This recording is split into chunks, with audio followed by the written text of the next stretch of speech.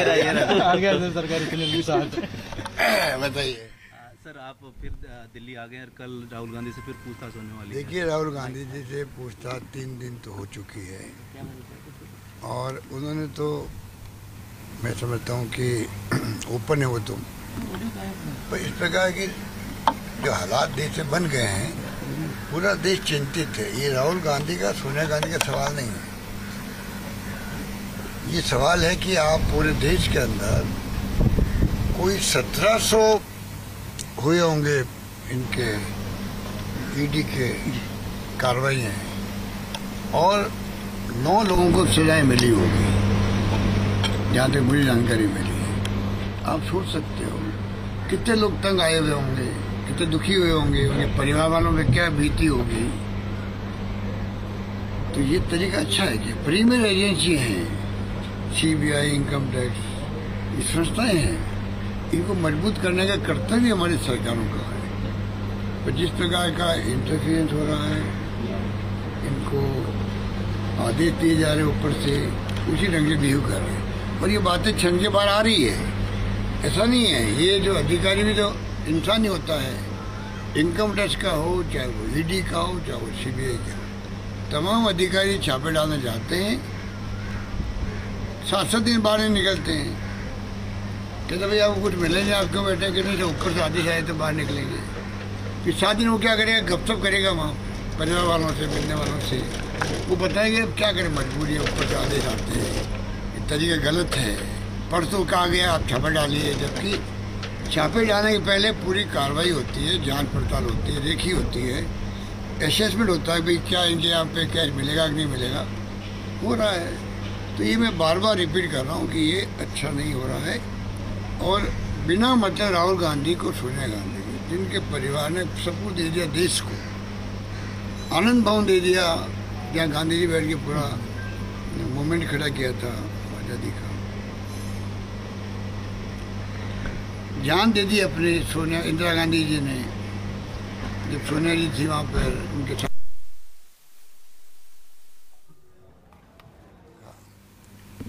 राजीव गांधी शहीद हो गए, चाहते क्या ये लोग? एक शब्द नहीं निकला आज तक एनडीए गवर्नमेंट के प्रधानमंत्री के मुंह से नहीं निकला, गृह मंत्री नाम नहीं, कभी लिया नाम किसी का? जिन्होंने सब कुछ दिया, कभी उनके त्याग बलिदान की बात करी इन लोगों ने? ये कोई दुश्मनी निभा रहे क्या हम लोगों से? अगर हम लोग सत्ता में रहे लंबे समय तक तो त्याग बलिदान के कारण रहे थे। आज देश जो कुछ दिख रहा है, देश वो आज़ादी के बाद क्या था? बिजली थी, पानी था, सड़कें थी, शिक्षा था, स्वास्थ्य सेवाएं थी, कल कारखाने थे, बांध थे, क्या था? कुछ नहीं था। ये नई पीढ़ी को मालूम नहीं है। हिंदुत्व के नाम पे भड़का रहे हैं और लोग भड़क रहे हैं और इनको सत्ता में ला रहे हैं, चुनाव जीत रहे हैं लोग। अरे कोई बात नहीं, जीत गए आप तो। आज तक का जो इतिहास है कांग्रेस का, उसके कारण आप जीते हो। अगर आज कांग्रेस 70 साल तक डेमोक्रेसी को काम नहीं रखती तो आप कैसे प्रधानमंत्री बनते? तो ये हालात बड़े गंभीर है और ये भी टाइम निकल जाएगा, इनको मुँह की खानी पड़ेगी। कुछ नहीं होने वाला है, कुछ नहीं होने वाला है। मैं समझता हूँ कि आज नहीं तो कल इनको समझ में आएगी।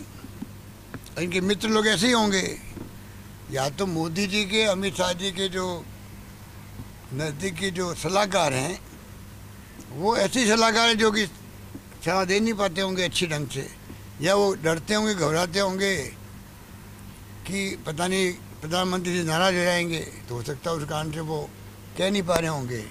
पर जो ज़मीनी हकीकत है वो प्रधानमंत्री जी के कानों तक जानी चाहिए। उनकी सलाहकार दे सकते और कोई दे नहीं सकता कि देश क्या सोच रहा है।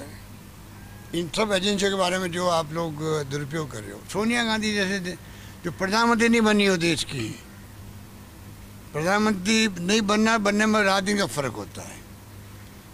प्रधानमंत्री पद छोड़ दिया जिस महान नेता ने, उनको आपने नोटिस दिलवा दिया ईडी का। थोड़ी बहुत तो जो एजेंसी वालों की शर्म आनी चाहिए थी, वो कह सकते थे भाई कि आप क्या करवा रहे हो हम लोगों से, तो कर दिया दबाव में, क्योंकि उनकी नौकरी करनी बेचारों को। अच्छे लोग भी उसके अंदर, अच्छे लोग भी हैं, दबाव में आने वाले लोग भी हैं, सब तरह के लोग होते हैं।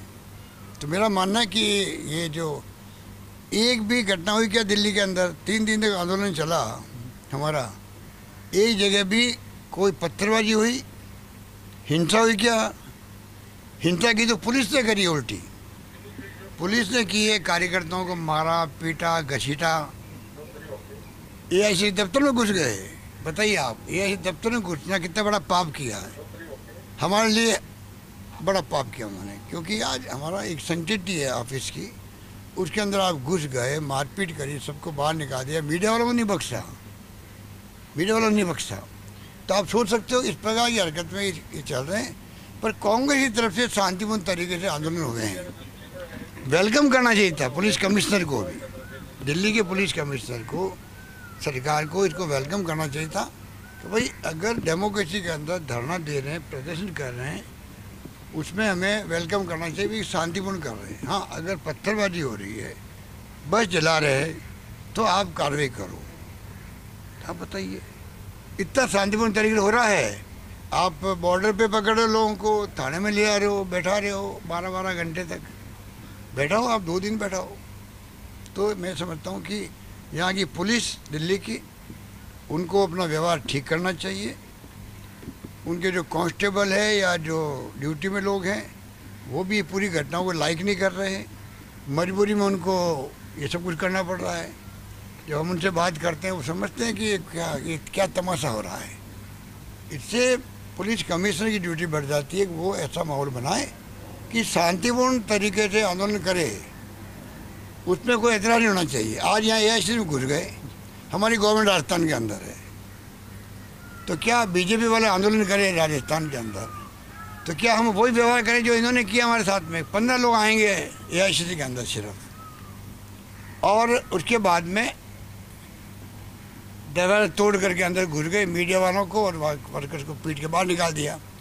तो क्या हम लोग अगर सरकार में आ रहे हैं और बीजेपी अगर शांतिपूर्ण तरीके से आंदोलन कर रही है, वहाँ धरना दे रही है, प्रदर्शन कर रही है, तो करे, वो डेमोक्रेसी है।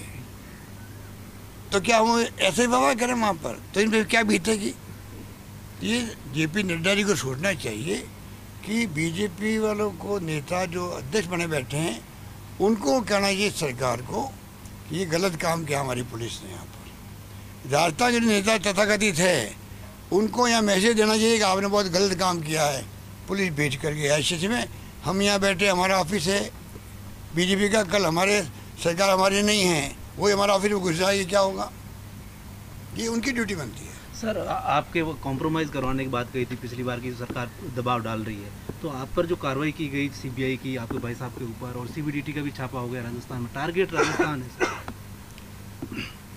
वो तो टारगेट है तो है, जहाँ सोची फासिस्टी हो वहाँ ऐसे ही होता है। 13 को मैं मांगा टाइम सीबीआई के डायरेक्टर साहब से और ईडी के डायरेक्टर साहब से, सीबीडीटी के, मुझसे मिलने में क्या हर्ज है? मैंने फिर टाइम मांग रहा हूँ वापस मैं उनसे। उनसे मिलना ही तो है भाई, चाय पिलाओ नहीं पिलाओ तो मेरी मर्जी है, खाली जाके मैं बात तो कहूँ अपनी। ये तो मेरा एक नागरिक के तौर पे भी, एक राजस्थान के स्टेट का मुख्यमंत्री के तौर पर, क्या मैं टाइम नहीं मांग सकता? इनके पास जवाब कोई है क्या मना करने का? कोई तर्क है क्या बताओ इन तीनों के पास में? तो तीनों जो बैठे हैं नंबर 1 सीबीआई, इनकम टैक्स और ईडी के अंदर, इनके पास कोई तर्क है क्या मना करने का? भाई इस कारण से हम आपको नहीं मिल रहे हैं। पता नहीं, हमें तो जनता से मिलकर खुशी होती है और ये मिल नहीं पा रहे हैं। इनको क्या अपने पता नहीं क्या भाई इनको, ये तो ये जानते हैं। पर जिस प्रकार 13 को टाइम मांगा, 15 को एफआईआर दर्ज कर दी सीबीआई ने और 17 को छापा डाल दिया। 12 घंटे चला छापा, और उनके यहाँ डाला जिनके 45 साल थे मेरे। मैं बचपन से, मैंने कल भी कहा जयपुर के अंदर, मैं बचपन से ही राजनीति करता हूँ और वो राजनीति में कोई नहीं है। घर में उनकी शादी हुई होगी तो मैं जो जाता हूँ वर्कर्स के यहाँ पर, उस ढंग से उनके यहाँ जाके बाहर निकलाऊंगा, क्योंकि मुझे और लोगों को जाना था वर्कर्स के यहाँ। उनको महसूस नहीं होता कि देखिए मतलब हमारे यहाँ नहीं आए। तो मैं इस प्रकार की ज़िंदगी मैंने बिताई है मेरे कारण से वो तकलीफ पा रहे हैं। जब क्राइसिस था उस वक्त तो ईडी घुस गई, अब सीबीआई को घुसवा दिया, अब इनकम टैक्स बाकी रह गया खाली बस।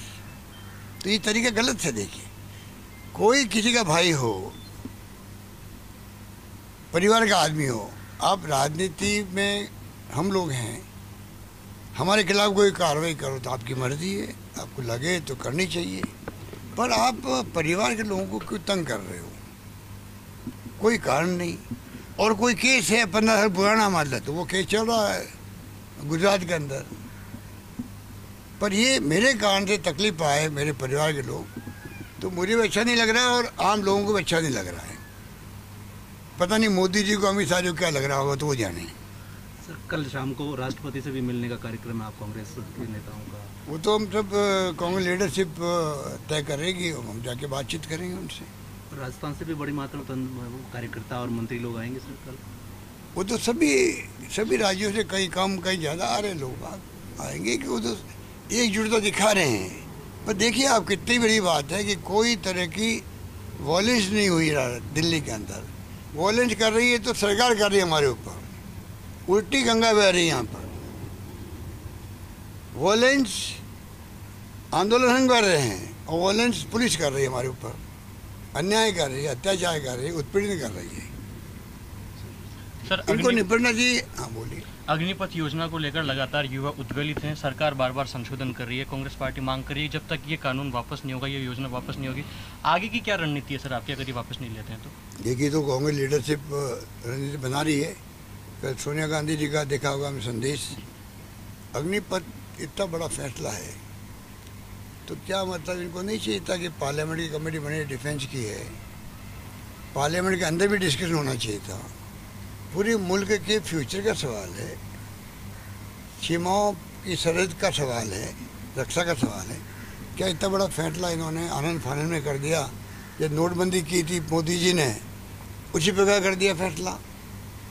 ये पूरे मुल्क के फ्यूचर का सवाल है। कम से कम आप नेशनल डिबेट होती इस पर, पार्लियामेंट डिस्कशन होता, कमेटी बनी हुई है डिफेंस की, उस पर डिस्कशन हो रहा था। उसके बाद में लोग फिर आप सरकार में हैं, आपकी मेजोरिटी में हैं, आप कोई फैसला करते, कोई मन से कोई बेमन से उसको फैसले को मंजूर करना पड़ता है, क्योंकि सब ने मिलके किया फैसला। आप अकेले फैसला कर रहे हो, इतना बड़ा फैसला। आज आग लगा रहे हैं बच्चे, कोई ट्रेन पे बोगी पे आग लगा रहे हैं, कोई बसों पे आग लगा रहे हैं, कोई तोड़फोड़ रही है। तो ये सब रुकना चाहिए। हमने तो अपील की, हमने तो कल प्रस्ताव पास किया कैबिनेट के अंदर कि ये हिंसा नहीं होनी चाहिए, अपनी बात कहें, शांतिपूर्ण तरीके से बात करें अपनी। ये मेरा मानना है। पर इन्होंने बहुत भारी गलती करी है कि अनावश्यक इन्होंने या तो जानबूझ के किया होगा। इनके सारे फैसले अचानक ही होते हैं, जिससे कि ध्यान हट जाए मुख्य मुद्दों पर। महंगाई, बेरोजगारी, ईडी का ये तमाशा, इन सब पे ध्यान कैसे हटे, तो एक नया सगों छोड़ दिया।